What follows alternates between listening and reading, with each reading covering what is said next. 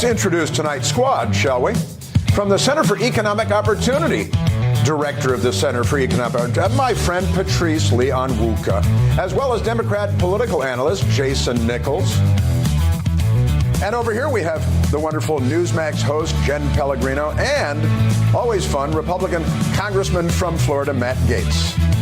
Hey, we're back, and last night we were talking about the Durham Report, and the Durham Report is still the hottest thing in town, depending on which network you're watching. If you're watching certain other places, they don't think much of it. But the Durham Report came out last night. There was a lot to be learned from it. We got it hot off the presses last night. We've had a little more time to digest now. Was this a seditious conspiracy against President Trump by senior government officials at the end of the Obama administration and beyond?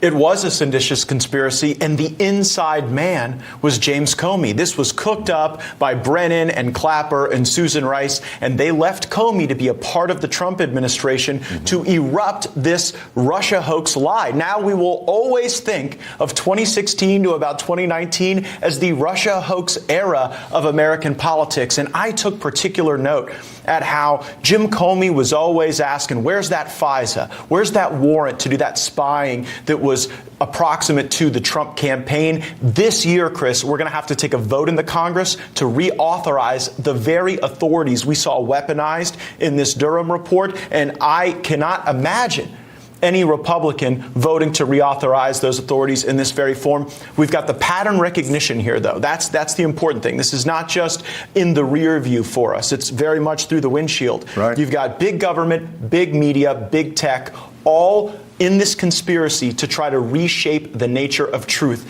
And guess what? You saw the very features of that same conspiracy reemerge in the Hunter Biden laptop scandal. I believe that truth in this country should be a function of discovery. It shouldn't be something defined by the powerful. And Jen, they undermined the entire first President Trump term.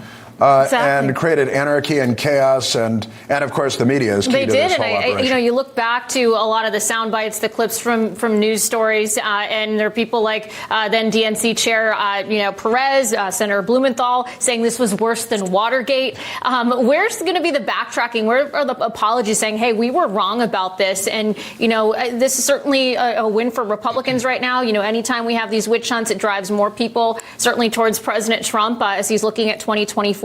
But not the type of wins we should be talking about when we have this crisis of an administration right now, and the concern that could something like this happen again going forward. The FBI actually put out a statement last night, which was classic government ease. It was almost out of a bad Hollywood movie about the FBI. The FBI, under Christopher Wray, put out the statement. The conduct in 2016 and 2017 that special counsel at Durham examined was the reason that current FBI leadership already implemented dozens of corrective actions. Corrective actions have been taken. We should all rest easy now, which have now been in place for some time. Had those reforms been in place in 2016, the missteps, I like the use of the word missteps very much, identified in the report could have been prevented. Honestly, Patrice, this government is, forgive me for not believing a word of what I just read. Well, there's good reason. I think for the past how many years, the American people have been misled by their government, by these FBI agents, by this entire administration, previous administration and current one, just in terms of what happened. I think to call it a misstep is absolutely misconstruing what happened. It is kind of turning into a little bit of a dud. I've listened to some of the coverage on other outlets. They call it a dud. They call it a nothing burger. No new information. We knew this before. Let's just move on. That tells me that we need to be paying extra close attention to what's written in the report as well as what's between the lines. And I think what we're seeing here is it's not just a couple of bad actors, a couple of love-struck people who wanted to get some revenge on someone they hated. This was actually very systemic and started at the top and worked its way down. And so, if the FBI has put into place some new measures of reform, let's actually understand what they are and when were they put in place. Because because I don't believe that there's any sort of change that's going to alter what's going on, particularly when we consider the Hunter Biden scandal. What you said really bothers me, because the reason this is old news and that we've heard it before is because people like me and Jim Jordan and Mark Meadows and Ron DeSantis were on the committee making these claims, and we got called conspiracy theorists. Right. We got called Vladimir Putin's lawyer. So it's one thing to call us a bunch of jerks for pointing out the fact that our own government was cheating the political process. And then when we are vindicated by this report and all the facts, they say, oh, well, we knew this all along. Nothing to see here. I talked about this on the radio show this morning, too. They call you a liar and a conspiracy theorist and a Putin shill. And then it all comes out in black and white, and they say, we knew all this. This is all business. The reason that people are saying they knew it is not just because Matt was saying it and Jim Jordan was saying it. It's because the Inspector General put out a report and already said it. So that's why people are saying this is a dud. We were looking for all of the information. I think there's this assumption that people on the left are in love with these institutions, that people on the left, and Matt yesterday, he actually mentioned the FBI and their history with civil rights and black power and many of those, organizations that were infiltrated by the FBI and treated unfairly. The left is not really in love with the FBI or the DOJ. And you mentioned James Comey. I can tell you, my side of the aisle doesn't love James Comey. So I think the thing that people are saying is a nothing burger is, number one, there's this idea of victimization that the FBI and that the DOJ in general is suppressing other investigations. And you see John Durham in his report literally wrote and thanked Merrick Garland for giving him free rein and releasing the report unredacted. The other thing is he also showed in the report, in Durham's report, he's saying that there should have been a preliminary review of Trump-Russia ties. He wasn't saying that it should have turned into a full investigation, but it was worthy of doing that. And I'll just read one quick quote from it where it said, did not yield evidence sufficient to prove that any FBI or CIA official furthered a Clinton campaign plan to frame or falsely accuse Trump of improper ties to Russia. Well, that's we're waiting for the beef and for the meat, and I would accept it if it were there. I just don't see it. It's there. Listen, Congressman, also in the report, they had exculpatory information that they buried, that they excluded. They knew early on that they knew that they were dealing with Hillary Clinton's opposition research. This wasn't legitimate intelligence. We had the attorney at the Justice Department that altered the letter from the CIA to get the FISA warrant to conduct surveillance operations. We still don't know what was going on with George Papadopoulos. He was lured to London. They had this woman, the honeypot, Azra Turk, not her real name. None of this has been uncovered. This was a vast and international effort, conspiracy by senior government actors in the intelligence and law enforcement and political communities, and all serving the interests of the Democrat Party. And all the information that was suppressed, the exculpatory evidence and so on, all of this accrued to the benefit of the Democrat Party. Hillary Clinton lost, and that is one of the greatest things that ever happened in American politics. But, come on, to say this is a nothing burger. We're going to need charges at some point from someone. Otherwise, this is just going to keep happening, right? Well, as I told you last night, this is a terminal document. This is not a springboard to future charges. This is what you get in lieu of charges, which was my initial frustration when we reacted to this as an insufficient consequence for the global web of improper behavior that we saw. Remember, not only did they know it was Hillary Clinton and the DNC, they knew that Christopher Steele, in developing this dossier, was using as his subsources assets of Russian intelligence. Right. So this isn't just the fusion of our government and the Clinton campaign. It was Russian intelligence working to inform this effort to destabilize President Trump and the American presidency. Look, the IRS was used against conservative groups under Barack Obama, and Lois Lerner up to Capitol Hill, she laughed in the face of Congress. There are no consequences for any of that. They targeted groups with Tea Party in their name, with Patriot in their name, because they know there are no Democrats that would use the word Their Patriot donors as well. in the name of their organization, and their donors. They used and abused the IRS. They still talk about how Richard Nixon considered that for 5 minutes when he was president. Barack Obama did it. The institutions of the United States government have been used by the left against their political enemies, from the IRS to the FBI to the CIA and the broader intelligence community with that corrupt document signed by 51. This city is corrupt. This government is corrupt. And they're all in the tank for the Democrat Party. There's just no way around that. I love Trump's statement Here's the thing. that they are scum. They're like cockroaches all over Washington, D.C. That's a statement he put out in reaction to this report, and he's not wrong. I mean, the American people see it, but we're looking at another election, as I've said before, coming up in another year here, and who's going to be out there saying, you know what, we're going to fix this going forward. Well, that should be the role for the third of state, right? It should be the role for the media, and I think the media loves this. They have loved the leaks. They have loved the idea that they had a back channel to what was going on, and they could break ground on news stories every evening against President Trump, and you're building to something big and massive, and then we find out that it's nothing. And so they have egg on their face, and they can't even see through the egg enough to admit, hey, we actually were, I mean, the best we saw was Jake Tapper saying, wow, this is actually pretty bad, and it almost does seem to vindicate what President Trump said. That's the best you can hear.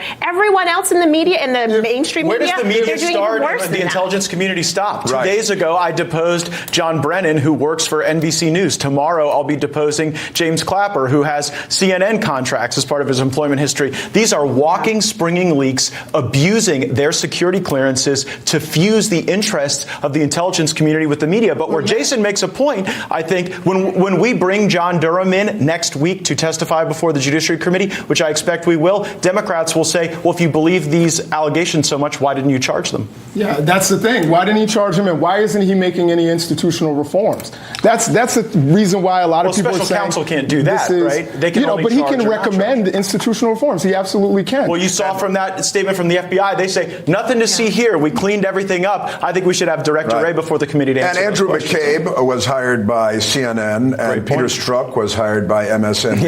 Yeah. And we were talking about it last night. Benito Mussolini's definition of fascism is a merger of state and corporate power. And the state and corporate powers in the corporate media have merged, and it's the Democrat Party and the corporate media. See Benito Mussolini. And that's that. There is, of course, plenty more government corruption in Washington, lots and lots to go around. And Jen is going to launch us into our next festival of corruption. Around. That's right, Chris. Remember that IRS special agent that we first learned about roughly a month ago who sought special protection to disclose information about alleged mishandling of the Hunter Biden criminal probe? Well, that whistleblower's attorneys have now informed Congress in a letter that the agent they represent, along with the entire team involved in this investigation of the president's son, they have been removed from that probe abruptly. This purge allegedly done on the direct orders of the Justice Department. And this coming after the IRS commissioner just weeks ago testified affirming the protection of the whistleblower. I can say without any hesitation, there will be no retaliation for anyone making an allegation or a call to a whistleblower hotline. No retaliation, Congressman. How does the IRS spin that? I'm just glad we found the one group of IRS employees that the Biden administration is against. I mean, the hallmark Biden legislation was adding 87,000 IRS agents, but it turns out the one team that has the whistleblower on it, that's the group they've decided that they need to exercise. You know that talking point about 87,000 IRS agents is false. I thought you guys were proud of that. Wait, you guys are denying that? You know it's false. You know it's Wait, what's false about it? It's replacing retired people. It's staff that aren't actually IRS agents. There's so many people, including You're breaking news. in that number. I thought Democrats were proud that they were going after tax cheats. And reclaiming money, I am proud to go after tax cheats. Here comes the IRS again, Patrice. And it is, again, it came up a few minutes ago during the Obama administration, Lois Lerner. Yes. The IRS used to corrupt an election by sidelining the political opponents of Obama, the Democrat Party, on the lead up to his election with targeting Patriot groups and Tea Party groups. because the Democrats would never affiliate themselves with those words. And now here we go again. And it looks like it came right from Merrick Garland's office. Yes. And there's a team. We've got a whistleblower. You remember when the media loved whistleblowers? We're willing to protect them and die in their sword honestly, for them. Alexander Vindman was the hero for our ages. He was the Audie Murphy of his generation. and then we've got this one. Suddenly the plug is pulled on investigating. You know what it reminds me of, Patrice, is when Joe Biden went to Ukraine and ordered them to fire the lead prosecutor in Ukraine that was investigating Burisma, that was paying his family millions of dollars a year.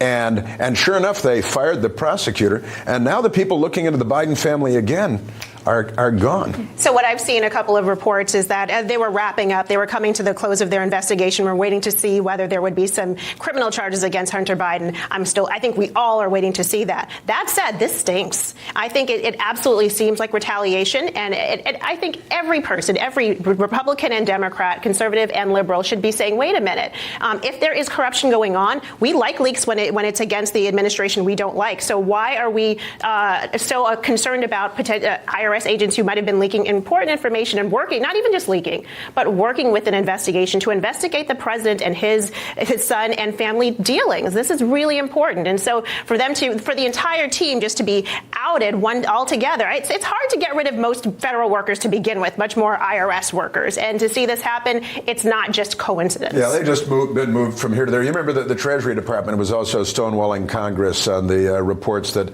of the irregular money transfers with the Biden family. Well, I'll say this. I'm totally okay with going after Hunter Biden. I think he's going to get indicted. So I'm somebody, I think the IRS is going to get him. I think they're going to get him on the gun. I think they're going to get him on a few things. So, are they going to get his dad? And what I will say is there's a difference between being a whistleblower and a leak. And I think that they are afraid of leaks. The other thing is I'm glad you brought up Alexander Vindman, because Vindman got fired. He didn't get moved off of, one assignment or another. He got fired despite being a lieutenant colonel within the military. And I think that if there's any evidence of retribution against whistleblowers, it would be Alexander Vindman, not someone who got reassigned from the Army. and was he retired from the Army. Was leaking things.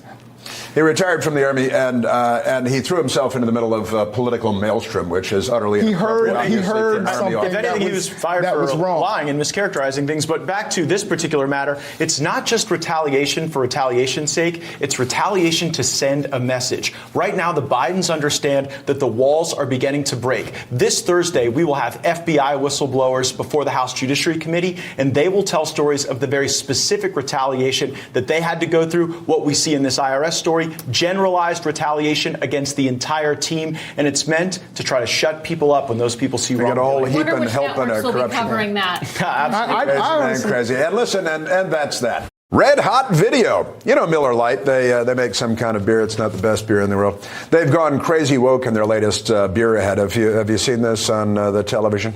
Completely crazy. Here's a little known fact. Women were among the very first to brew beer ever. From Mesopotamia to the Middle Ages to colonial America, women were the ones doing the brewing. Centuries later, how did the industry pay homage to the founding mothers of beer? They put us in bikinis. Wow. How terribly insulting that they would use advertisements that target their audience, which is men that drink beer. Now, we couldn't show the whole ad. We didn't show the whole ad. But she walks around cursing up a storm. Have you seen this? We would have to bleep the thing all over the place because she's cursing, I think, in every sense. It's the new feminism or something like that.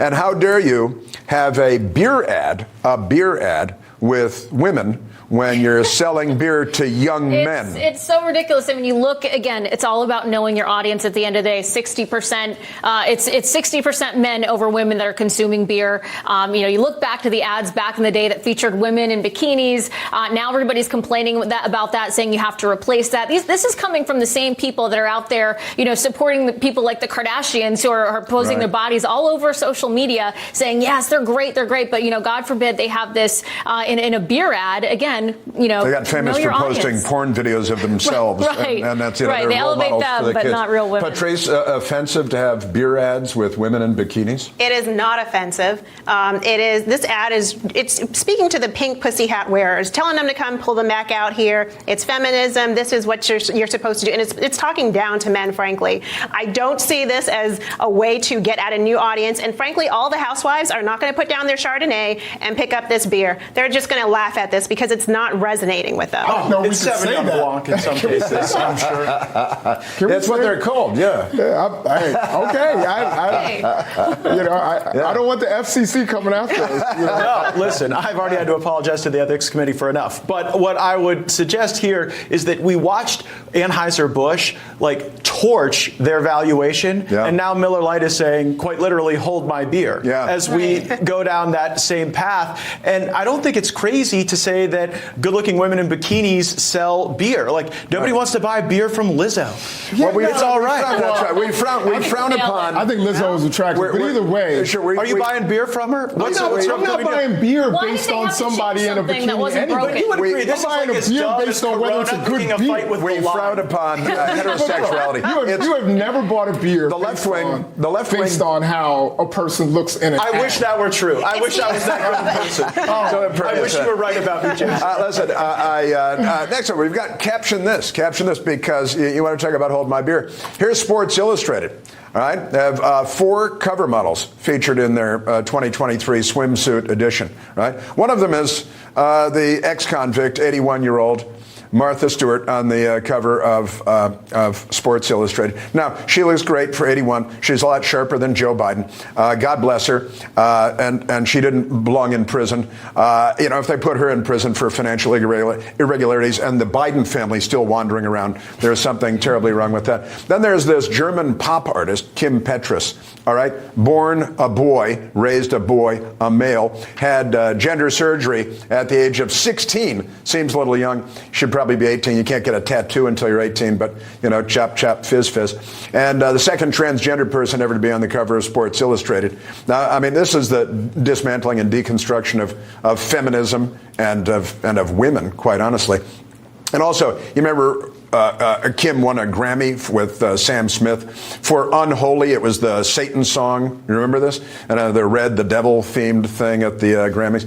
It went over big with certain people that have after school Satan club. So squad, when are you gonna caption this? Let's take Kim. I'm letting Jen go first. Yeah. We've said this a lot already, but I would say, hey Martha, hold my beer, because this is one up. Good for Martha. First of all, she's got a lot of money. Obviously, that probably contributes to her looking so amazing at that age. But, that's who I think is, great to elevate Martha, a real woman, born a woman, still a woman, versus somebody who is posing as a woman. I want to know if guys are still buying Sports Illustrated. Matt, Congressman, Jason, right. Patrice? I would just say, caption it, females, move aside. And I think that is so indicative of what's happening today, where you're seeing biological females being pushed aside and pushed out of their opportunities for people who claim to be women. Yeah, all the best women are men.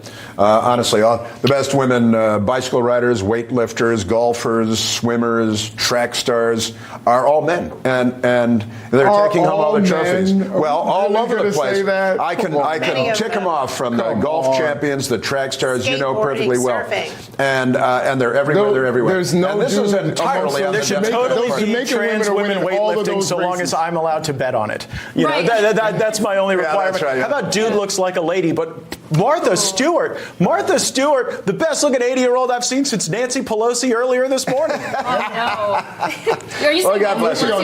Nancy Pelosi is fire for an 80-year-old. Absolutely. Is that even a question? Wow, that's the front page headline tomorrow. 100%. Matt She Gaetz. looks amazing. And Martha Stewart's got a fun too. She's got her qualities. And if I were an 82-year-old man, she's a nice, wealthy woman. We need more of those. And that's that. The television ratings make it clear that more viewers are watching Newsmax these days, and many turning away from other cable networks, as you might imagine. Newsmax beat CNN in prime time on Friday. Here's a Newsmax article highlights the Right Squad numbers, we say quite humbly. Newsmax's new show, Chris Plant, The Right Squad, pulled an audience of 325,000 impressions, defeating CNN's whole story with 293.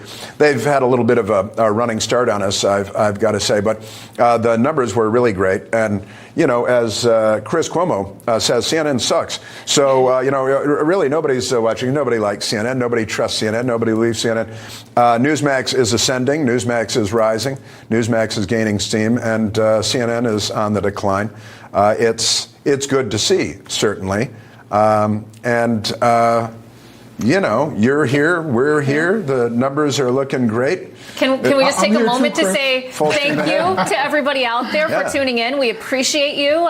This is great to see. But hey, let's not try to be too surprised here about this, because I think this is a trend we're going to see more of going forward. Nobody wants to turn into Fox News and see Karl Rove giving analysis on 2024. Nobody wants to tune into CNN and hear Anderson Cooper whining and complaining about how they had Trump on for a town hall, something that's very important to over half of the country. People are tired of that. They want real news. They want it delivered in a format that they can understand, that they can relate to.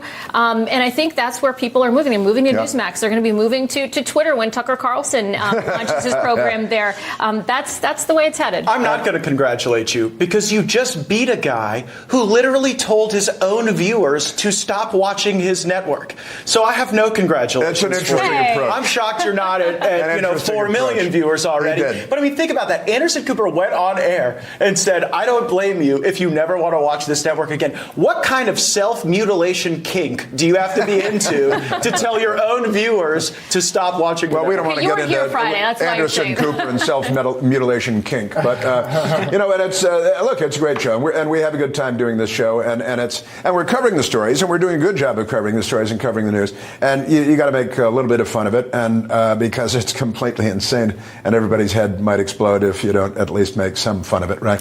So, I mean, this is not only the future of news, it's the present. Yeah, I think like CNN, first of all, they basically won the battle to lose the war. So they got great ratings for having Trump on, but the right is not going to trust CNN, and they've alienated the left now. So they are basically a homeless network right now. I think Newsmax has, of course, a strong base of conservative viewers who want to see it. And, of course, the hundreds of thousands of people that want to hear my opinions and see me.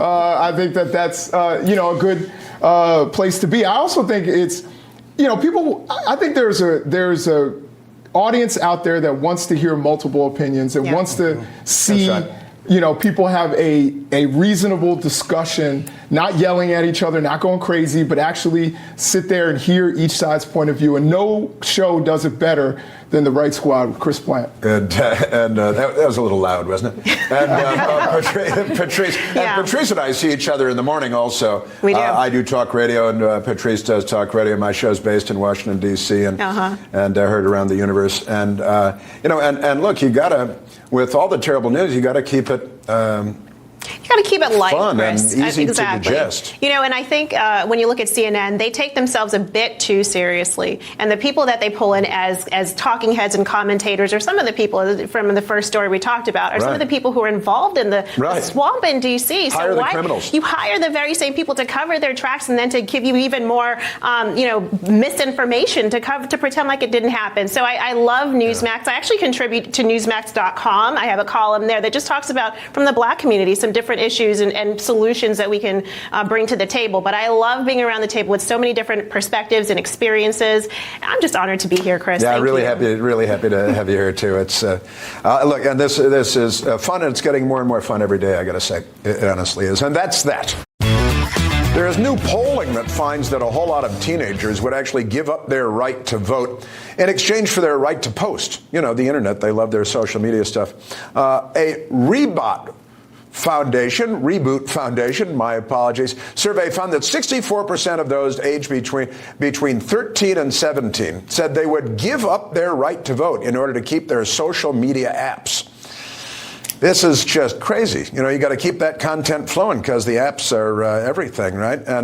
And are we raising what? responsible citizens that look forward to participating in our sacred democracy, or we're raising little zombies that are glued to their phones day and night? Well, for now, we're raising zombies, but I actually have hope. I think in the future, these kids will grow to recognize the importance of being part of of civics and part of the process, the political process. That said, these kids were raised with their cell phones and with the apps. My kids right now are probably watching something on Google right now, and we've raised these kids this way. So it's not surprising that they want to see cinnamon challenged post more than they care about civics. It's understandable. Will they continue that thread? No, they're going to change. But Patrice, I think it's not just on the parents. I think it's on what's happening inside of the classrooms, that these kids perhaps aren't learning the history that they should be learning. They're too focused on these woke curriculum and not teaching them about the rights and freedoms that we have in this country and why it's important that they should get out there and vote, regardless of what their political beliefs may be. Jason, you're a professor. What's that you have zombies in the classroom? Well, I think a lot of people are attached to electronics. Even I have to check myself. Like, I've looked at my phone a little too much. I had to take some of my social media apps off because I found myself even looking at it. So I get where they're coming from. I think also a 13-year-old, they may not necessarily understand the importance of voting just yet. I also remember there was a study that said that a lot of young people would rather have a verified Instagram account than a college degree. and that is terrifying, and I think it's terrifying for our future. Based on what most colleges are producing, I'm not sure that the blue check mark wouldn't get you farther in life than the college degree. I know lots of people with blue check marks. So I don't get them anywhere. I would absolutely ban TikTok, and the survey is, I think, a little misleading because 13 to 17, they haven't voted yet, and we would like to believe that participating in that for the first time creates a lifelong voting pattern and practice and behavior. But there's a reason why they don't value voting as much as social media, because voting doesn't contribute to their personal brand, and the social media does. And by the way, who could blame them? Does anybody out there ages 13 to 17 really want to co-brand with Joe Biden?